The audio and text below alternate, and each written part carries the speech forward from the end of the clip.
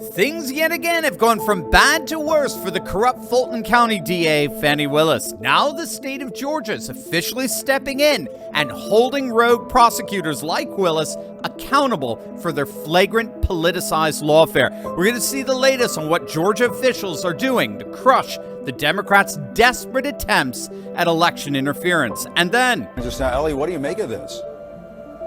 Well, Jim, this is an undeniable setback for the district attorney. Even CNN is admitting this is a disaster for the prosecution. We're going to look at what the legacy media is saying and what it means for Fani Willis's imploding case. Hey gang, it's me, Dr. Steve, your patron professor, here to help you stay sane during these insane times. So make sure to smack that bell and subscribe button, and let's dive right in. Georgia Governor Brian Kemp has just signed into law a bill designed to rein in rogue prosecutors like the utterly corrupt Fani Willis. The new law grants a committee known as the Prosecuting Attorneys Qualifications Commission, just established last year, the authority to establish rules for disciplining and removing prosecutors who they believe are acting unethically. Now, specifically, Kemp is going after prosecutors who are deliberately abdicating their law enforcement responsibilities, particularly in Georgia's cities. As you know, soft on crime prosecutors, especially the ones that are being funded by George Soros, they're getting backlash all over the nation. Even in places like San Francisco, they've launched successful recall efforts against their prosecutors who are overseeing a massive spike and violent crime, largely due to the fact that criminals no longer fear being prosecuted. Well, that's originally what this new law was designed to deter and to remedy. But obviously, given what's happening in Fulton County, many are noting that this new law is exactly what states need to do to deter the weaponization of the law against political enemies, like we're seeing here with Fani Willis. So what's so neat here is that if this judge in the case, Judge McAfee, does not remove Fani Willis, this commission may step in and do just that. It offers another layer of accountability in the midst of the obvious corruption of the Fulton County DA's office.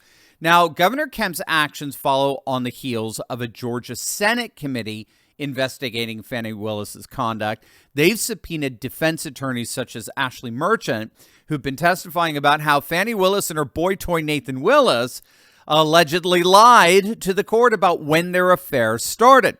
As for the latest on Fani Willis's case, it's now being widely recognized that no matter what this judge or the committee does, her case against Trump has basically imploded. As we talked about in yesterday's video, Judge Scott McAfee has just thrown out 6 of the charges in the indictment, 3 of which deal directly with President Trump, at the heart of which was the controversial racketeering charge. That in many ways was the centerpiece of Willis's case against Trump, that he acted like a mob boss to get the Secretary of State in Georgia to overturn the election.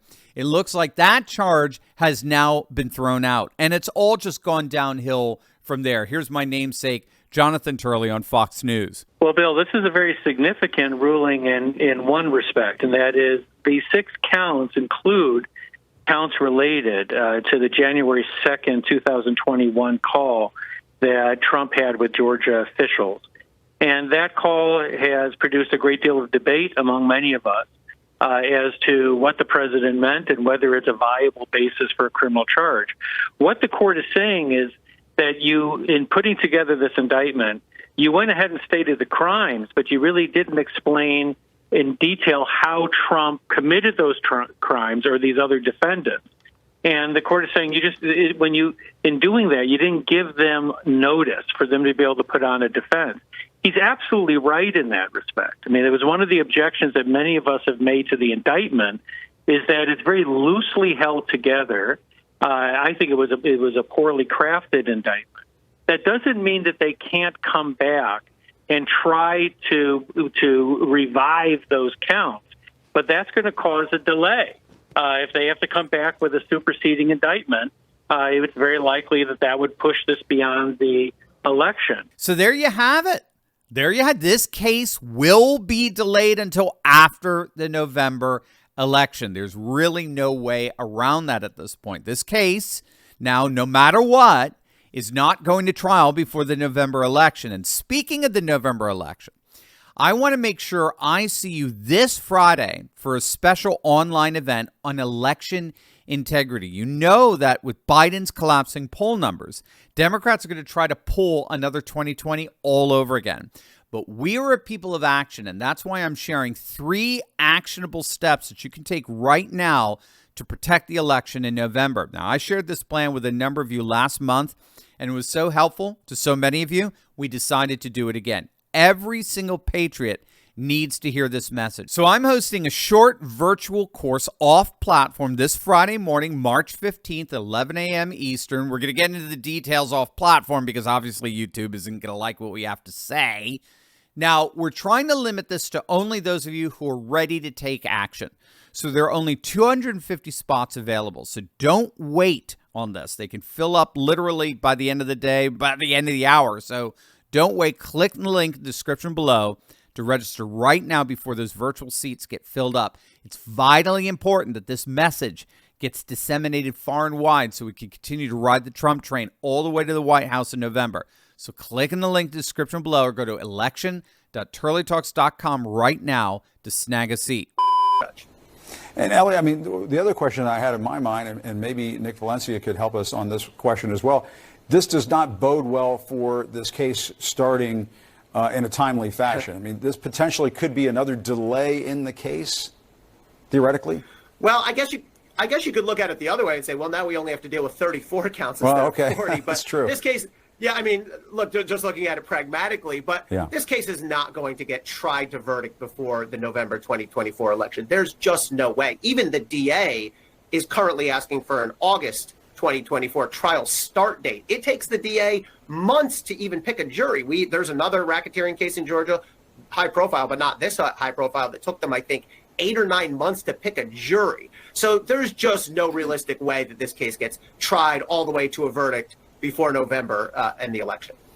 Yeah, and I guess one thing that we need to look out for is the District Attorney Fani Willis and her reaction to all of this. I mean, everybody remembers all too well the way she responded to that hearing about whether or not she should stay on the case. And she famously said, I'm not the one on trial here. The former president and all those co-defendants are on trial here.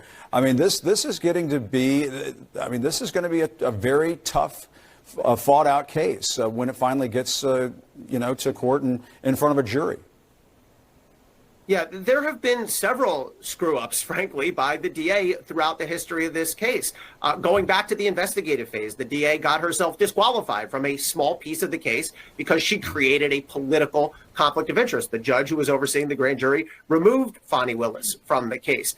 We've seen Fani Willis make public statements in the church and elsewhere that have now been called into question that I think violate the ethics of prosecutorial rules. And now we've seen 6 of the charges thrown out of the case. And unlike the conflict of interest issue, this does go to the charges against the defendant. This does go to the indictment itself. And there is still a case. The lead charge, the racketeering case, is still in place. But this is a setback. All right. So let me translate that for you.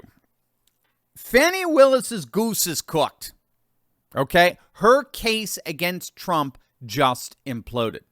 This thing is literally unraveling right before everyone's eyes, and there's nothing CNN can do about it, nothing to show. They can't show for this anymore. Now, of course, originally, they did everything they possibly could to carry Fani Willis's water. CNN did everything they could to pretend that this was some kind of valid case against Trump. Now that's over. You can see it. It's over.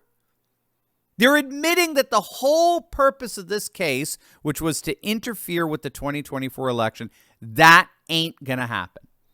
And if that's not going to happen, then there's no point in even giving this thing the time of day. Even CNN is admitting this. So things have obviously gone from bad to worse for Fani Willis, for the Democrats, and ultimately for bumbling Biden himself.